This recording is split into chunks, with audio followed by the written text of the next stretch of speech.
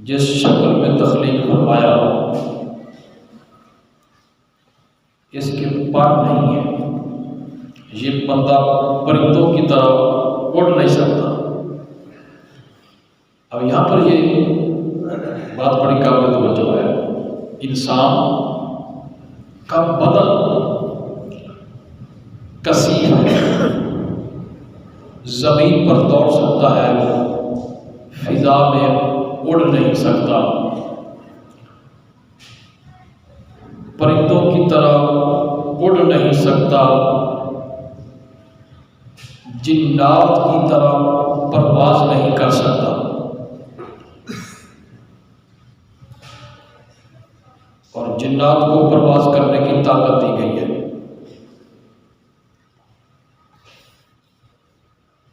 یہ انسان کے جسم کی بات ہے۔ تو رہی روح کی بات، بندے کا جسم اڑ نہیں سکتا، پرواز نہیں کر سکتا، لیکن بندے کی روح جو ہے یہ پرواز کر سکتی ہے۔ جو اندر جسم کے روح قید ہے نا، یہ پرواز کر سکتی ہے۔ تو اس کے لیے ضروری ہے کہ روح کی پرواز کے لیے، اس کا مطلب یہ نہیں ہے کہ بندہ مر جائے تو روح پرواز کر جائے، وہ تو بات کا مسئلہ ہے۔ روح جسم کے اندر ہو تب بھی پرواز کر سکتی ہے، لیکن اس کو پرواز کرنے کے لیے نماز کی قوت درکار ہے۔ یہ جو بات میں عرض کر رہا ہوں، اس کو بھی قوت چاہیے۔ جب جسم کے اندر روح ہو اور وہ طاقتور ہو جائے، اللہ رب العزت کی تجلیات سے فیض یافتہ ہو جائے، تو پھر یہ روح پرواز کر سکتی ہے اور جسم کو بھی اڑا کر لے جاتی ہے۔ یہ بات اس کو تجد الارض کہتے ہیں۔ اور پھر وہاں سے جن کی روح مضبوط ہو جاتی ہے، طاقتور ہو جاتی ہے، پھر وہ اللہ رب العزت کا ولی ہوتا ہے، اور وہ ایک ہی وقت کے اندر کئی مقامات پر ہو سکتا ہے۔ تو یہ میں نے اس لیے عرض کیا کہ جتنی بھی عبادات ہیں، حج ہے، سال کے بعد آتی ہے، اور وہ بھی صاحب استطاعت ہو تو پھر فرض ہے، روزے سال کے بعد آتے ہیں، زکوٰۃ سال کے بعد دی جاتی ہے۔ تو ہر عبادت کا ایک موسم ہے، اور وہ عبادتیں، یہ بات دل پر لکھنے والی ہے۔ حج ہے، عمرہ ہے، روزے ہیں، زکوٰۃ ہے، باقی ساری عبادتیں ہیں۔ یہ ساری عبادتیں اگر بندے کو نمازی نہ بنا سکیں، تو پھر اس کا مطلب یہ ہوا کہ اس نے ان عبادتوں کا حق ادا نہیں کیا۔ جس طرح عبادت کرنی چاہیے تھی اس نے نہیں کی، کمی ہو گئی، کوتاہی ہو گئی، جس کی وجہ سے یہ بندہ عمرہ کر کے بھی نمازی نہیں بن سکا، حج کر کے بھی نمازی نہیں بن سکا۔ تو اس کا مطلب ہے کہ اس نے روزہ رکھ کر بھی جو نمازی نہ بن سکا، تو اس کا مطلب یہ کہ گویا کہ اس نے روزے کو آداب سے نہیں رکھا، حج کو اچھی نیت سے ادا نہیں کیا، عمرہ کرتے ہوئے اس کی نیت خراب تھی۔ تو یہاں تک عرض کرنے کا مقصد یہ ہے کہ یہ ساری عبادتیں اگر بندے کو نمازی نہ بنا سکیں، تو اس کا مطلب ہے کہ ان عبادتوں سے اس بندے نے فائدہ حاصل نہیں کیا۔ اب یہاں پر حضرت مجدد الفسانی رحمۃ اللہ علیہ، آپ کا قول بڑا معتبر ہے، آپ فرماتے ہیں کہ ساری عبادتیں وسیلہ ہیں نمازی بننے کا۔ حج وسیلہ ہے نمازی بننے کا، عمرہ، روزے، صدقہ و خیرات، یہ ساری عبادتیں اس لیے ہے کہ بندے کو نمازی بنایا جائے۔ اب میں نے چونکہ گفتگو ایک بڑا طویل چیپٹر ہے جو میں نے شروع کر دیا ہے، تو میں یہ عرض کر رہا تھا کہ بدن جو ہے وہ دنیا کے اندر، دنیا میں ہوتا ہے، اور جب بندہ نماز کے لیے کھڑا ہو جاتا ہے تو اس کی روح اللہ رب العزت کی بارگاہ میں حاضر ہو جاتی ہے۔ آپ نے نماز شروع کی، جسم آپ کا دنیا میں ہے، روح بندے کی، روح نمازی کی اللہ رب العزت کی بارگاہ میں حاضر ہو جاتی ہے۔ اب یہاں پر حضرت مجدد الفسانی مکتوبات شریف میں فرماتے ہیں کہ جس بندے پر نماز کا راز نہیں کھلا، نماز کا راز نہیں کھلا، وہ دل کی تسکین کہیں اور ڈھونڈتا پھرتا ہے۔ کبھی وہ قوالی سنے گا دل کو لالچ لگانے کے لیے، دل کو تسکین دینے کے لیے، کبھی وہ میوزک سنے گا، قوالیاں سنے گا۔ اسے جب پوچھا جائے کہ یہ ایسا کیوں کر رہے ہو، وہ کہتا ہے کہ ٹائم پاس کرنے کے لیے۔ حضرت مجدد الفسانی فرماتے ہیں کہ جس پر نماز کا راز نہیں کھلا وہ تسکین کہیں اور ڈھونڈتا پھرتا ہے، حالانکہ ساری تسکین جو دل کی ہے اللہ رب العزت نے نماز میں رکھ دی ہے۔ یہ گفتگو تھوڑی سی بقدرے مشکل ہے اور گہری بھی ہے، لیکن اتنی زیادہ بھی نہیں کہ آپ کو سمجھنا ہے۔ اس کو میں آسان بنا کر آپ کے سامنے رکھ رہا ہوں۔ تو یہ نماز کی اہمیت ہے۔ آپ فرماتے ہیں کہ جب بندہ نماز کے لیے کھڑا ہو جاتا ہے تو اللہ رب العزت اس بندے پر تجلی فرماتا ہے۔ کیا فرماتا ہے؟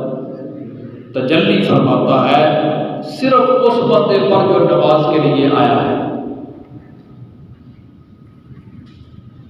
روح رب کی بارگاہ میں حاضر ہو رہی ہے، اللہ رب العزت اس بندے پر تجلی فرما رہا ہے۔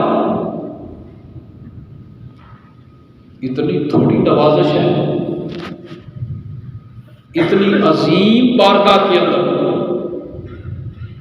وہ پرانے دور کے جو بادشاہ جب آتے تھے نا تو ایک آواز اٹھتی تھی کہ با ادب با ملاحظہ ہوشیار، بادشاہ سلامت تشریف لا چکے ہیں یا ابھی آ رہے ہیں، سب کھڑے ہو جائیں۔ تو یہ جو اذان ہوتی ہے یہ بھی اللہ رب العزت کی تجلی کا بلاوا ہے، اور جو تکبیر ہوتی ہے یہ بھی تکبیر ہوتے ہی روح جو ہے وہ اللہ رب العزت کی بارگاہ میں حاضر ہو جاتی ہے، اور یہ روح نماز میں اللہ رب العزت سے فیض حاصل کرتی ہے۔ تو اذان کیا ہے؟ پروردگار کی تجلی کا نظارہ کرنے کے لیے دعوت کا نام اذان ہے۔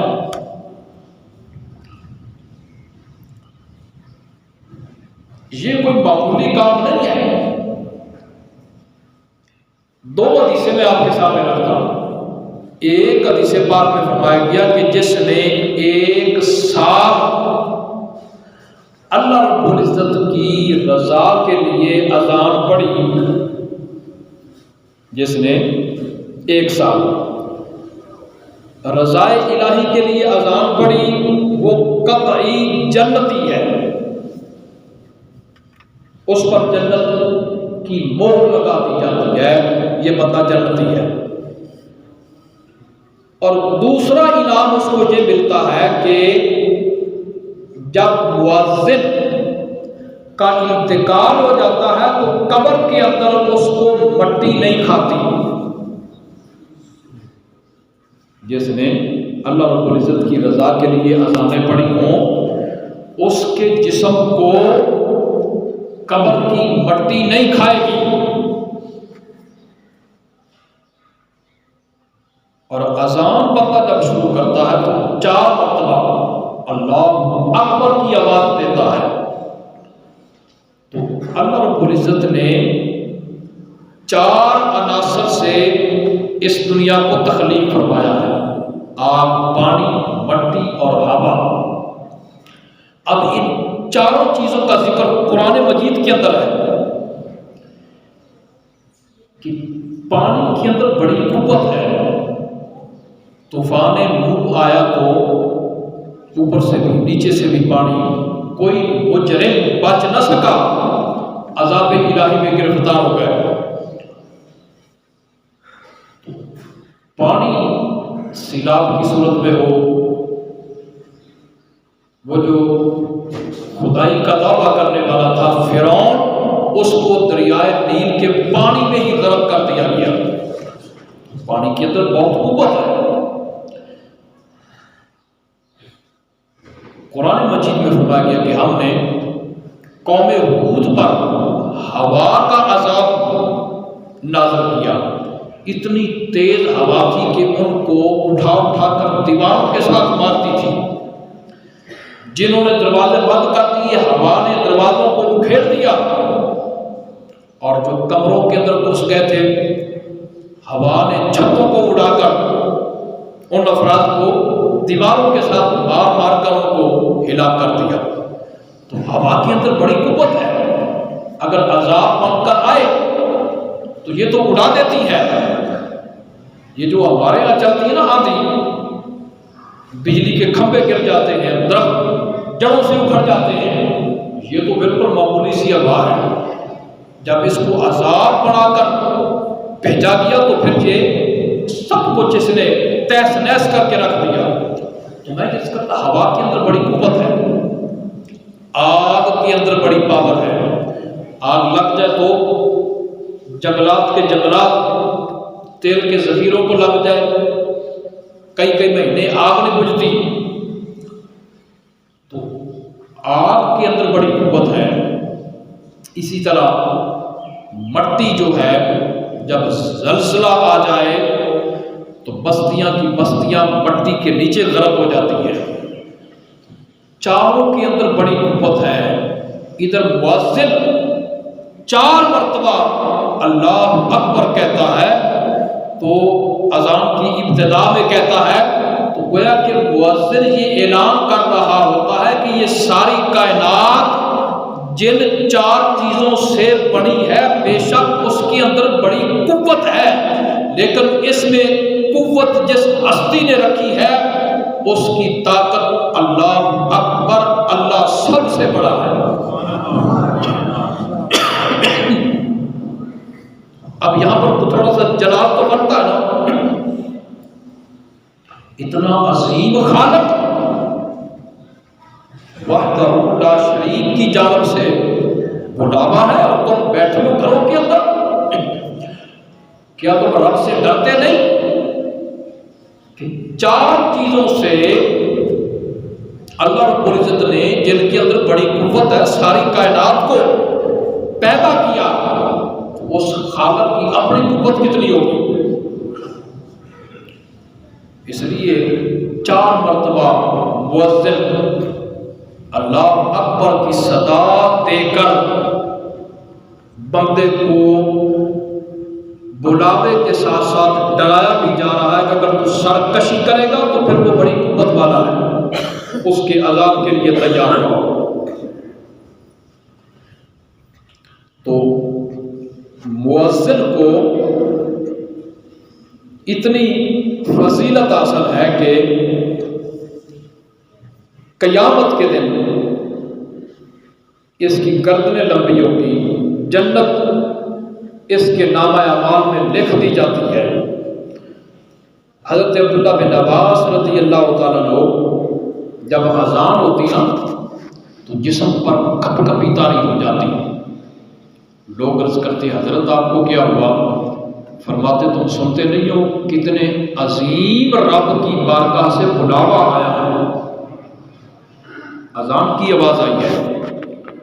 تو حضرت اب یہاں پر ایک بڑی روایت قابل توجہ ہے، حضرت امام احمد بن حنبل یہ 4 اماموں میں سے ایک امام ہے، ان کا ایک پڑوسی تھا، وہ لوہار تھا، لوہے کا کام کرتا تھا۔ تو ایک مرتبہ ایسے ہوا، اس نے یوں ہتھوڑا اٹھایا، ہاتھ اس کا اوپر ہے، اذان کی آواز شروع ہو گئی، اللہ اکبر کی صدا آئی، اس نے ہتھوڑے کو وہیں رکھ دیا، جس لوہے پہ مارنا تھا نہیں مارا، اذان کا ادب احترام کرتے ہوئے ہتھوڑا رکھ دیا اور کہنے لگا کہ جب تک میں اپنے خالق اور مالک کی بارگاہ میں حاضری نہیں دے لوں گا اس وقت تک میں کام نہیں کروں گا۔ تو اذان کے 2 طرح کے جواب ہوتے ہیں، ایک قولی اور ایک فعلی۔ قولی جواب یہ ہے کہ آپ قولوا مثل ما یقول المؤذن، حدیث پاک میں آتا ہے جس طرح مؤذن کہہ رہا ہوتا اس طرح تم بھی کلمات کو دوہراؤ، حی علی الصلاۃ حی علی الفلاح کے وقت لا حول ولا قوت پڑھو، اور اشہد ان محمد رسول اللہ، جب یہ کلمہ آئے تو محدثین لکھتے ہیں کہ پہلی مرتبہ انگوٹھے کو چومے اور صلی اللہ علیہ یا رسول اللہ پڑھے، اور دوسری مرتبہ جب آواز آئے تو پھر انگوٹھے چوم کر آنکھوں کے ساتھ لگائے اور یہ پڑھے قرۃ عینی بک یا رسول اللہ، اللہم متعنی بالسمع والبصر۔ تو محدثین فرماتے جو بندہ یہ پڑھ لیتا ہے اس کی پوری زندگی کبھی آنکھیں خراب نہیں ہوگی۔ اب یہاں ایک دیوبندی مولوی لکھتا ہے، کہتا ہے جی اگر کوئی بندہ آنکھوں کی شفا کی نیت سے چوم لیتا ہے انگوٹھوں کو تو یہ درست ہے، چلو ان کی عقیدت ادھر تو نہیں ہے، عقیدت تو خراب ہے، لیکن ادھر وہ کہہ رہا ہے کہ ادھر آنکھوں کو شفا ملنے کی امید ہو تو پھر انگوٹھے چوم لینے چاہیے۔ اچھا میں یہ عرض کرنا تھا کہ اذان کی آواز بلند ہوئی تو اس نے رکھ دیا تھوڑا، تو یہ قولی جواب یہ ہے کہ کلمات دہرائے جائیں، اور عملی اذان کا جواب یہ ہے کہ سارے کام چھوڑ کر با جماعت مسجد میں آ جائے۔ تو اب اس لوہار کا جب وصال ہو جاتا ہے تو حضرت امام احمد بن حنبل کے ایک شاگرد نے اس لوہار کو خواب میں دیکھا کہ بڑا خوش و خرم پھرتا ہے، تو پوچھ لیا کہ کیا بنا؟ تو اس نے کہا کہ اللہ رب العزت نے مجھے بخش بھی دیا ہے اور حضرت امام احمد بن حنبل کا پڑوس بھی عطا کر دیا ہے۔ تو اس نے پوچھا کہ تیری عبادتیں ریاضتیں امام احمد بن حنبل کا، ہاں وہ امام جو تقوی کے ایک پہاڑ ہے، عبادت اور ریاضت اور علم کے وہ مینار نور ہیں، تو ایک مزدور بندہ تو ان کے پڑوس کیسے پہنچ گیا؟ تو وہ کہنے لگا کہ ایک تو مجھے ان کے پڑوسی ہونے پہ دنیا کے اندر بھی فخر تھا، اور دوسرے نمبر پر وہ جو میں نے اذان کا ادب کیا تھا نا، کہ اذان کا پہلا کلمہ سنتے ہی میں نے کام بند کر دیا کہ پہلے میں اپنے خالق کی نوکری کروں گا، بعد میں کام کروں گا، اور یہ عمل اللہ رب العزت کو اتنا پسند آیا کہ مجھے بخش بھی دیا اور حضرت امام احمد بن حنبل کا پڑوس بھی عطا کر دیا۔ اب آپ یہاں سے ہی اندازہ کر لیں کہ جب اذان شروع ہو تو اس کا ادب کرنے سے کتنا بڑا انعام ملتا ہے۔ تو جو اگر اذان کا خالی ادب بخشش کا باعث بنتا ہے تو نماز کی فضیلتیں اور برکتیں کتنی ہوگی۔ ایک حدیث پاک میں آتا ہے قرب قیامت کی علامتوں میں سے ایک علامت یہ ہے کہ مسلمان کلمہ کو نماز کی پرواہ نہیں کریں گے، نماز چھوڑ دیں گے۔ اور جہاں ایک اس سے ملتا جلتا ایک بڑا تاریخی واقعہ، اذان کے ادب۔ اب اذان پڑھنے والا وہ تو نوکری کر رہا ہے، زبان بندے کی ہے، پیغام اللہ اور اس کے رسول صلی اللہ علیہ وسلم کا ہوتا ہے، یہ اذان ہے۔ اذان دینے والا ہے بندہ اور بندوں کو رب کی طرف بلا رہا ہوتا ہے۔ تو زبیدہ جو خاتون تھی جس کا وصال 216 ہجری میں ہوا اور اس وقت 15ویں ہجری جاری ہے، اس نے بڑے اچھے اچھے کام کیے، لاکھوں درہم دینار خرچ کر کے حرم تک نہر کھدوائی، یہ بھی بڑا اچھا کام کیا اس نے۔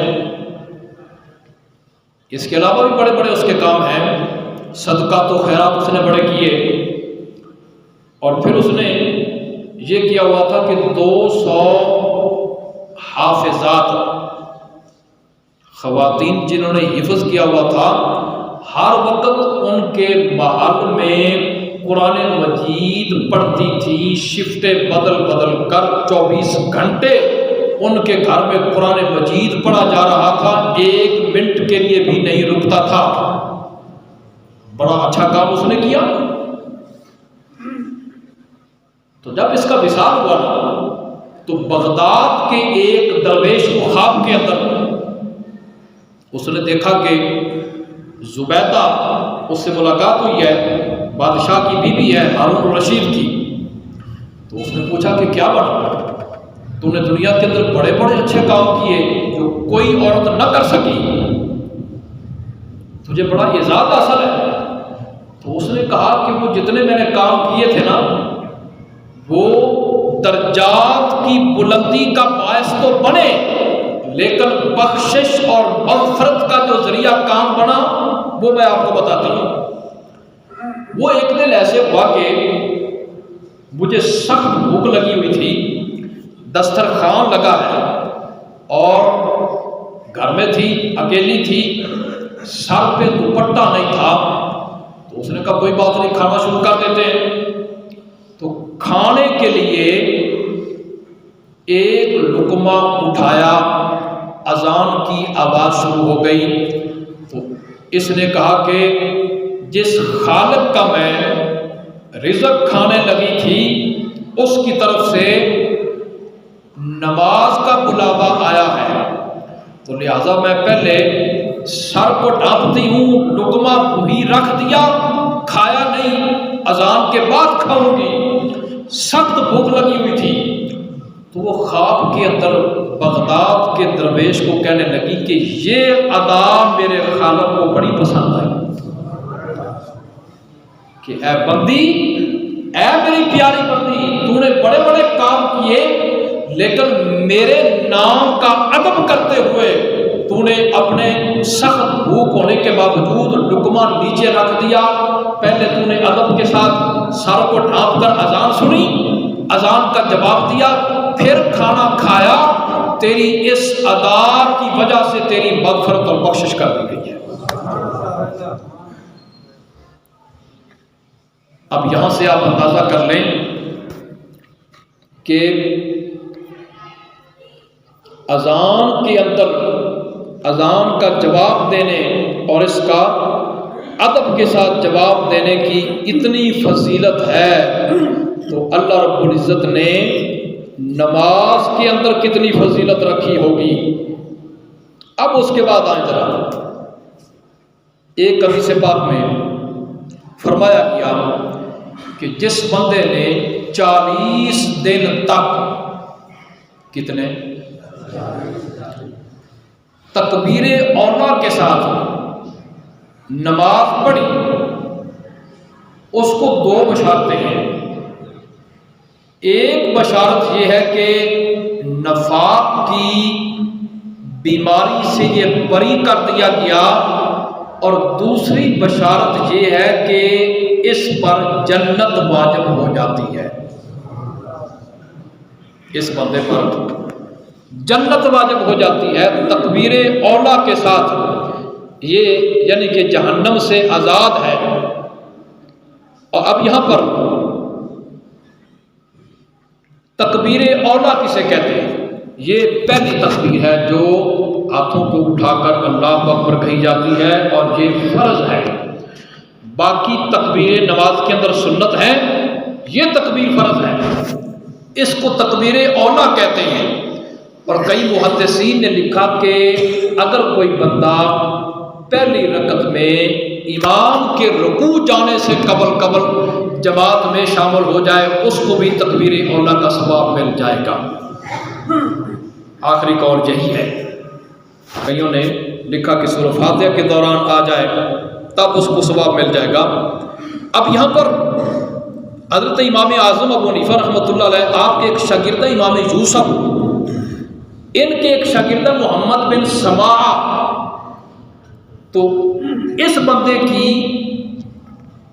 اس دن نماز جماعت سے رہ گئی، محمد بن سماع جو شاگرد امام یوسف کے، اور امام یوسف شاگرد امام اعظم ابو حنیفہ رحمۃ اللہ علیہ کے، اس دن ان کی والدہ کا وصال ہو گیا تھا۔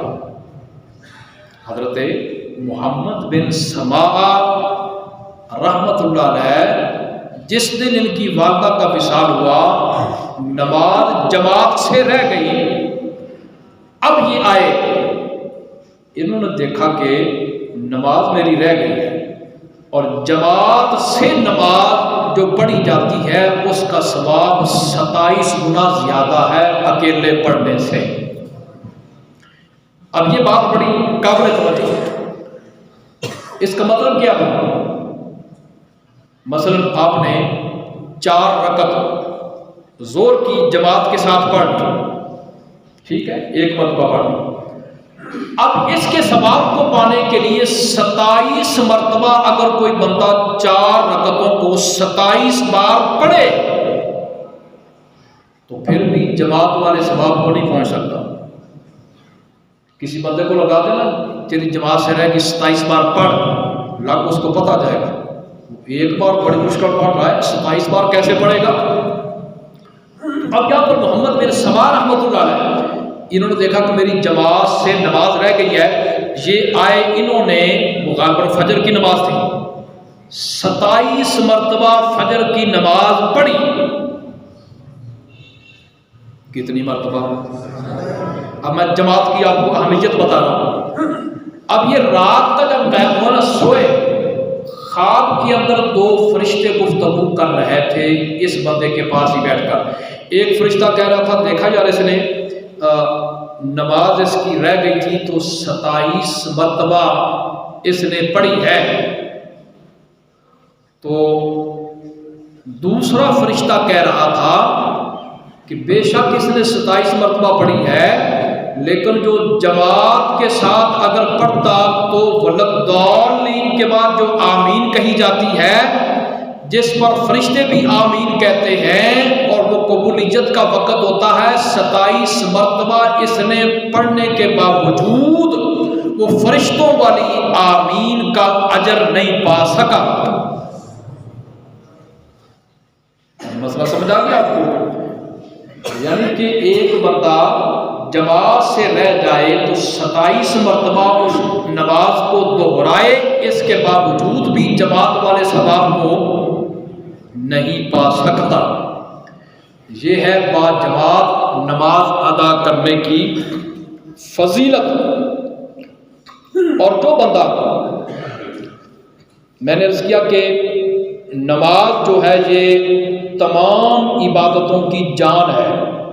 حضرت مجدد الفسانی فرماتے ہیں کہ جس کے دل پر نماز کا راز کھلا نہیں، وہ لذتیں، دل کی تسکین کہیں اور جا کے تلاش کرتا ہے، حالانکہ ساری تسکین اور دل کی بیماریوں کا سارا علاج اللہ رب العزت نے نماز میں رکھ دیا ہے۔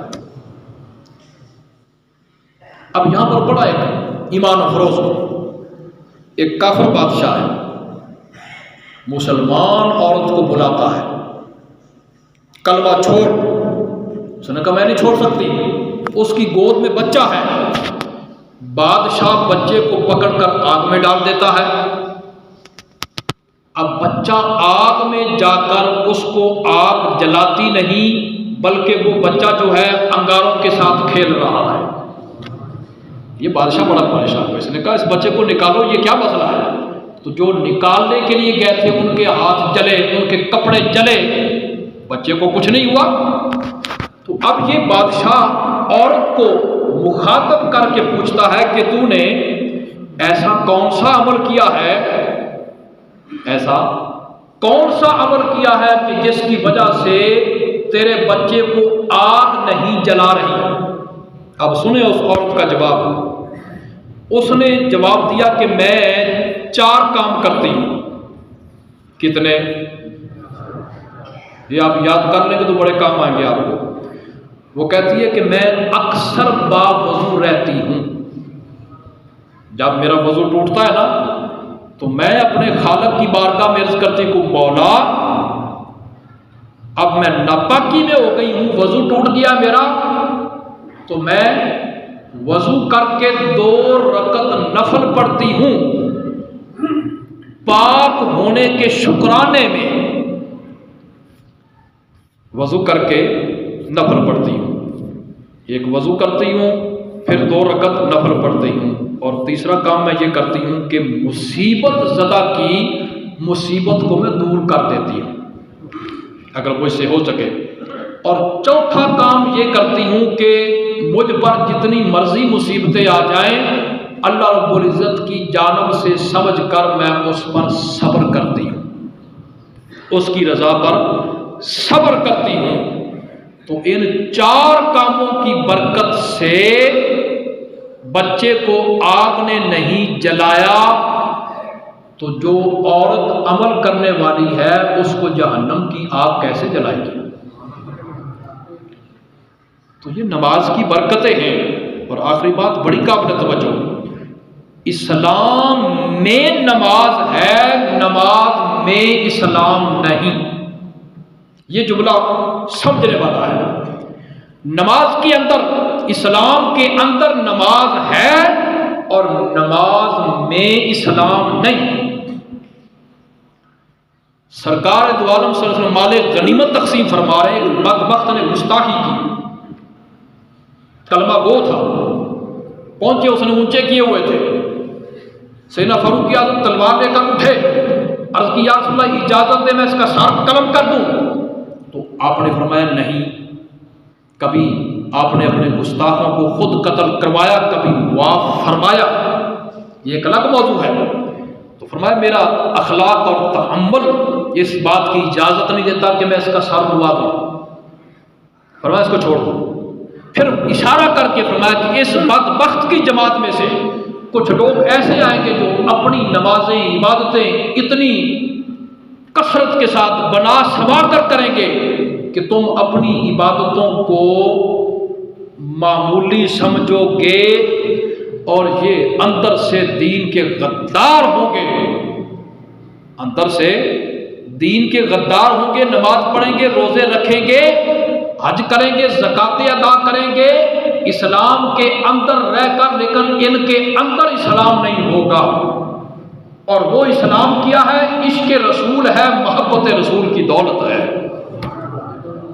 کہ اسلام میں نماز ہے، اور ہر بندہ جو نماز پڑھ رہا ہے اس کے اندر اسلام نہیں ہوتا، اور اسلام صرف اسی کے اندر ہوتا ہے جس کے سینے کے اندر ادب رسول ہو، محبت رسول کی دولت ہو، عشق رسول کی دولت ہو۔ یہ بات اگر آپ کو سمجھ آ گئی تو پھر نماز کی سمجھ آ گئی۔ آخری جملہ یہ ہے کہ نماز کی روح محبت رسول ہے۔ نماز کی روح عشق رسول ہے، نماز کی روح ادب رسول ہے۔ اس کے علاوہ جو نماز پڑھی گئی وہ کھوکھلی ہے، اس کے منہ پر مار دی جاتی ہے۔ اللہ رب العزت جو میں نے عرض کیا ہم کی توفیق عطا فرمائے۔